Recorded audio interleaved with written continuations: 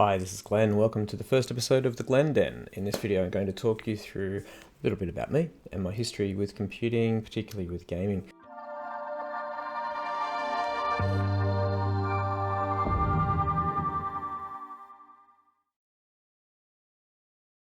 So my computer gaming, or my computer interest really started when I was very little. I would say maybe about, 10 possibly. My dad brought home a little black box about yay big, and it took 8 AA batteries, and this game was essentially a Pong knockoff. So Pong, if you've probably been around the internet a while, you know Pong was 2 sticks, and these sticks you control with a paddle, and the ball would bounce between the 2 sides, and you'd play against another person who also had a controller, and you'd try and stop the ball from getting past. Very exciting stuff. And that moved on shortly after that to the Commodore VIC-20. The VIC-20 was one of the first computing devices for home that wasn't just dedicated to gaming. So they tried to sell it as more as a business and educational product, but like most PCs or computers at that time, it was a gaming machine. Why buy just a video game from Atari or Intellivision? Invest in the wonder computer of the 1980s for under $300, the Commodore VIC-20. Unlike games, it has a real computer keyboard. With the Commodore VIC-20, the whole family can learn computing at home. I remember some games from the VIC-20 days. A game called Golf, which was Space Invader-esque type of game. Coming soon, Commodore brings you Golf, the Wonder arcade game. But back in those days, before the internet, we used to wait on computer magazines and the newsagent. And computer magazines, one of the computer magazine, I don't remember the name of it, but it used to have long codes, which was programming. It was actually in Vic Basic, whatever that language was back in the day. And all you had to do was type in exactly what was in the book. You'd type it in, like sit there and type everything that was in that script, and then I'd have to save it to a cassette tape, because the cassette tape's plugged into the VIC-20, and you run certain string of commands, and then you can press play on the tape. I remember it still saying, press play on tape. So you'd type in your command, it'd say press play, you'd go to the tape recorder, you press play. The game would start, and I remember being blown away as a young kid going, I just created this game out of pure code by typing it from a book, and I'm now playing that game. It really sparked that technology interest and curiosity in me at a young age. About that time as well, I was doing a lot of text-based adventure games. There were so many that were just text-based. So it would say in text, you're in a grizzly grotto, and there's a door to the left or to the west, and notice a key on the ground, and you'd have 2 words you could type in, like get key, go north, open door, things like that, and you had to figure it all out. And that moved on shortly after that to a device called the Commodore Amiga. So the Commodore Amiga was a revolution in home PC gaming, particularly. The Amiga 500 computer from Commodore. It's simply amazing.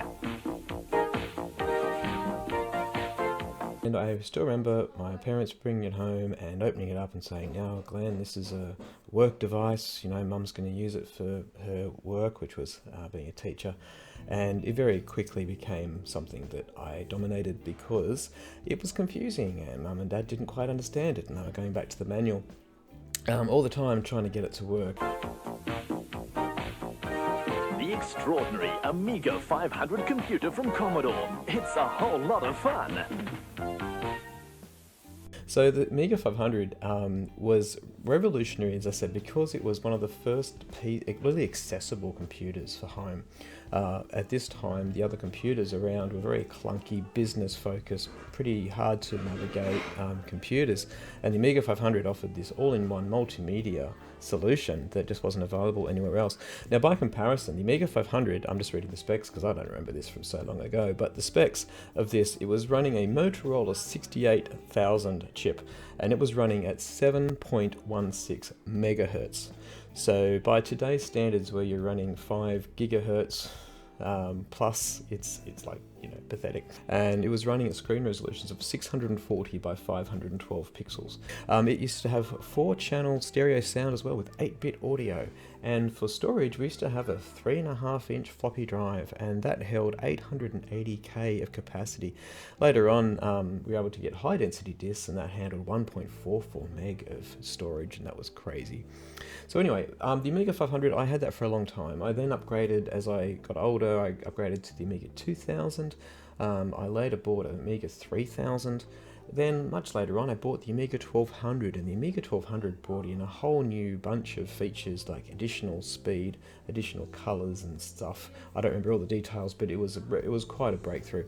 Later on, I bought the Amiga 600, which was a cut-down version. It was essentially like a 1200 from memory without the numeric pad. So my fondest memories of the Amiga games circle around games including Kickoff 2, which was a soccer game, top-down view, very fast. B-Ball 2 was a top-down view, futuristic futuristic sort of sport game. Wings was a great game I used to love playing as a kid. Defender of the Crown was a very cinematic game. In fact, it was put out by a company named Cinemaware, and it was one of the first games I ever played to have kind of movie type feel to it. Another game I loved on the Amiga was Stunt Car Racer. I didn't just use the Amiga for gaming though, I also used it for multimedia, and I had what was then called a Genlock, and the Amiga Genlock was again a revolutionary device. You get the impression this computer was incredible for the time.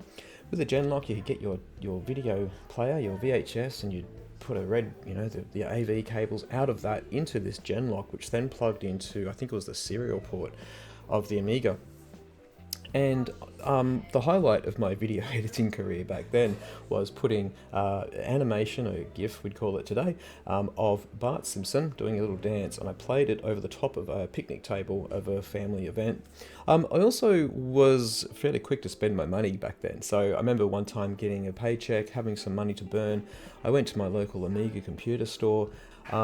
This particular time I went there, they were selling a black and white hand scanner, and I think it was $300. I could be wrong, something about that $300 mark. And I dropped my money, which would have been obviously a lot more in that time. And I brought it home. I probably used it twice. It literally involved scanning like down the page over this image so slowly, like top to bottom, like really slow, and if you slipped it would get weird lines. Then I moved into the PC world. My interest in PC gaming really started when I first played a shareware copy of Wolfenstein 3D on my parents' 286 PC. It really didn't hit home for me until I walked into a computer store near me, and they had a demo or a shareware version of Doom. And just the power I felt as a kid walking around this 3D world for the first time, really, like in this sort of detail. And I walked out of that computer store maybe 40 minutes after playing on their computer that was set up. And I was shaking. I remember feeling just like, wow, I've seen the future. And it was around that time I realized that my Amiga days were pretty much going to be over. So fast forward, I cannot think of the year this would have came out, but according to the internet, it would have been, according to the internet, the PC Pentium 133 came out in 1995. So that Pentium 133, I was very excited because it was my first PC I've ever had, because at that time the Amiga had, it had gone the way of the Dodo. The whole company went bankrupt. I then upgraded to the Celeron 300A. And the Celeron 300A was an incredible chip because of the overclocking. It came out in about 1998, and the 300A was an incredible move. We could overclock it to 450, so from 300 to 450 megahertz, just like that, changing a couple of dip switches on the motherboard. And didn't need extra cooling, it just worked. It was incredible. Then look, today, fast forward, I've had a few other computers between then and now. Now in 2023 I'm running an Intel i7 8700K with an Asus Prime Z370A motherboard, 32 gigs of RAM, an Asus Nvidia 3070 video card, dual screens and whatever else. So internet's the other thing. So internet came out, so bearing in mind of my age, we didn't have internet at home until I would have been, I'm gonna say, something around 18. and a friend of mine was telling me about how he jumped onto the internet and he was chatting with this guy in Germany who liked the same music as him, and to me that just blew my mind, because without the internet, before the internet, we were very insular. We just knew our local area and whatever came through the news, right? So we didn't have that global connection. I bought a 14.4K modem. I back in the day was doing the whole dial-up, of course, trying to wait for my phone line to be free. You'd get the whole delightful sounds. Anyone's familiar with who went through that era of the conversion of digital to analog to digital. I then upgraded to a Banksia 56K modem, and that was crazy fast speed. But still, even then, the downloads, if you downloaded an image, you'd see it painting the screen across, painting across the screen. I first connected to the internet actually on my Amiga, one of my Amigas, I couldn't tell you which one, and it was very, very clunky using the Amiga browsers back in the time. But of course, technology evolved, as it always does, and now with internet, I just recently upgraded to a 5G at home, so I'm getting 650 megasecond down. Compare that with 14.4 kilobytes per second with the modems then, and 100 meg up. In the 1990s, late 90s, my mates and I set up LAN parties called Concussion. The concept behind Concussion was jumping on the trend at the time, really, which was getting a whole bunch of gaming guys, and mostly guys. I don't think we ever really got females, maybe one. And we book out community centres, church halls and so on, and we'd get anything from, I suppose 30 up to about 90 possibly people in a hall. Would pay us, say $20 I think, for all day of gaming. That included Jolt Cola. I think they gave them 2 cans of Jolt Cola, which was a very potent caffeinated drink. I think that the slogan was twice the caffeine. And they'd get a pizza or half a pizza, I can't remember. There was some deal where they paid their $20, and it was just all day gaming. It was so cool. It was a lot of work. I will say I probably did the least amount of effort with all my friends. I can admit that now, so many years later. So my mates would do things like set up the servers with the scripts, so that this particular games would go through certain map cycles. They'd set up the rules for the server. I helped with the coordination of a few things, but yeah, so we also got things like sponsorships from cable companies and gaming companies, and we were giving away prizes. It was a really great events, and we made some new friends through that. It was different to today, where if you're playing and you see someone constantly killing you online today, you might find your keyboard warriors going, "Oh, your mom, blah blah blah," and being quite rude.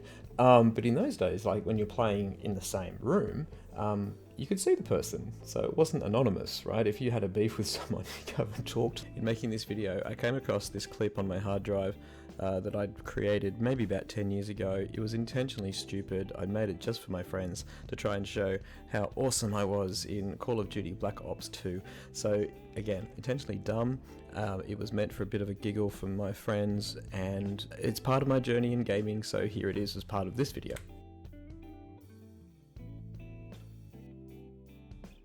Then, more recently, the last few years, I've got a little bit into VR, so I bought the Oculus Quest 2 headset, and I've been enjoying all kinds of games, from kayaking, of all things, virtual kayaking, through to first-person shooters, and my family play the Beat Saber. I don't get into Beat Saber, it's not my thing, but it's a great party game. And I was reflecting before doing this video, at 47 now, looking at my time in gaming, like from Pong with 2 sticks to being in a virtual reality world.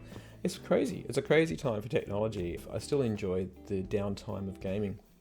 I will say VR is more exhausting than sitting down doing a first-person shooter. I'm still active on Insurgency Sandstorm. It's a very small community here in Australia, but yeah, some good blokes and girls that still play that game. It's about 4 or 5 years old now.